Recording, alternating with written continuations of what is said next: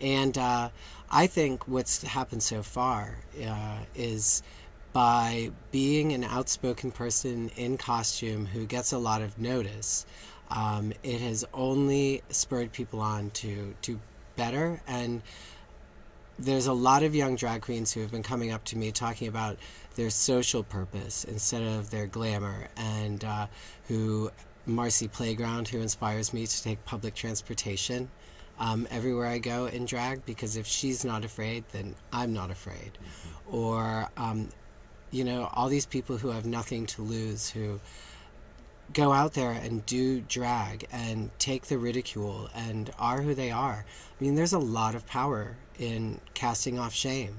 I wish the gay community could cast off more shame, and I think that drag has been one of the ways that I've learned to be bigger than my shame. I couldn't agree more.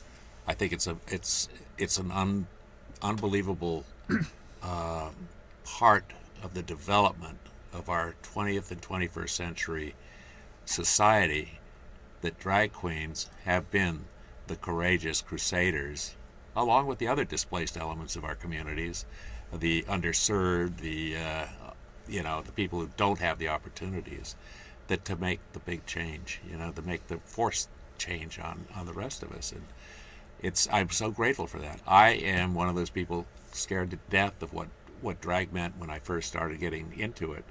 And as I was homophobic, and probably still have traces of that. But so I can understand where it comes from. But why would you hang on to something that is so irrelevant nowadays?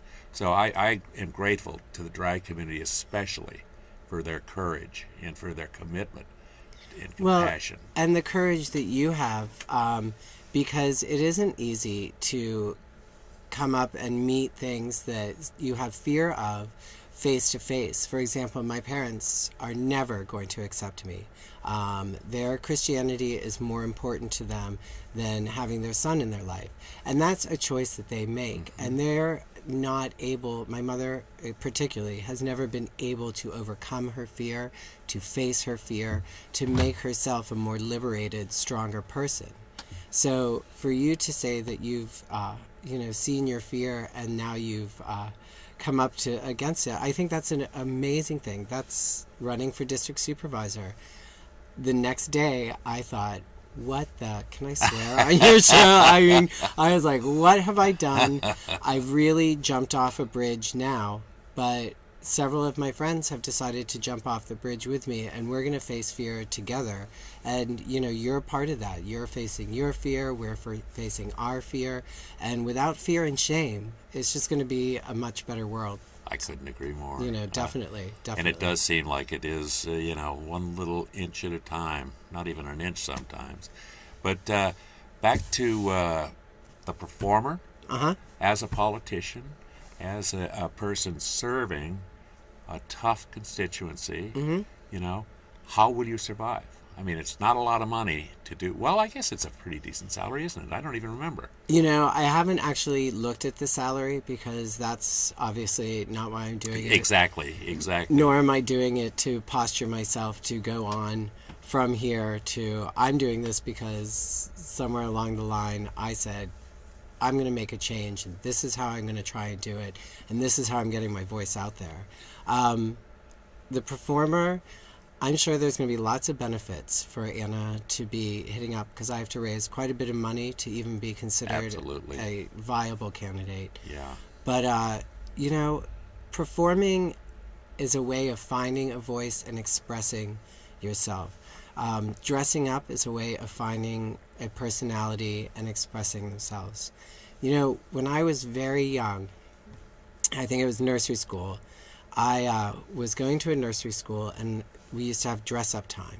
And I would dress up as a woman, and the little boys would make fun of me. And the only person to stand up for me until I had actual friends in high school was a nursery school teacher who said, a lot of very famous people who do this for the stage, and a lot of very wonderful people open up their minds in ways that you'll never know. And I know that was probably not a direct quote, because I doubt she was expanding on the existential of drag, but I'll always remember taking that with me from nursery school.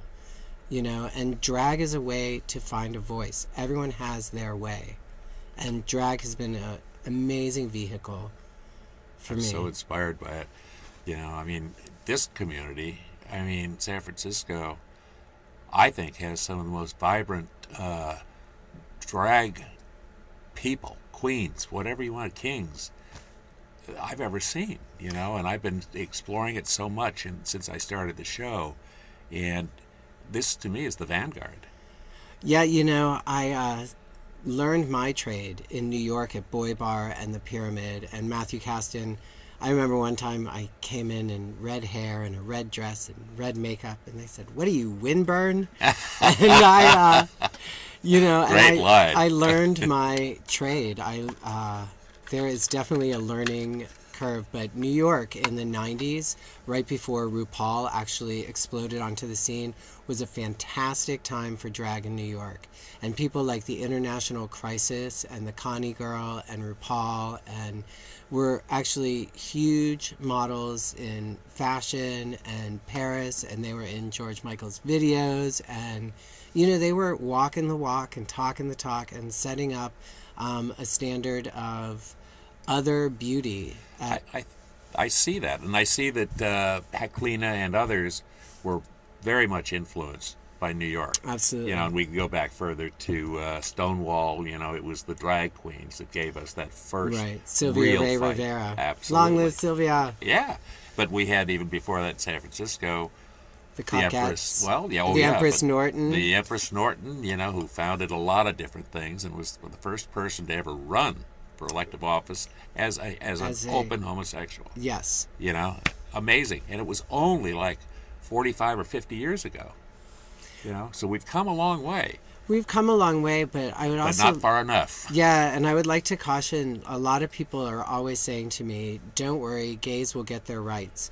But I think it's very important that we remember at this time, across the states, fascism and bigotry is being voted into law. You're absolutely and right. that cannot stand.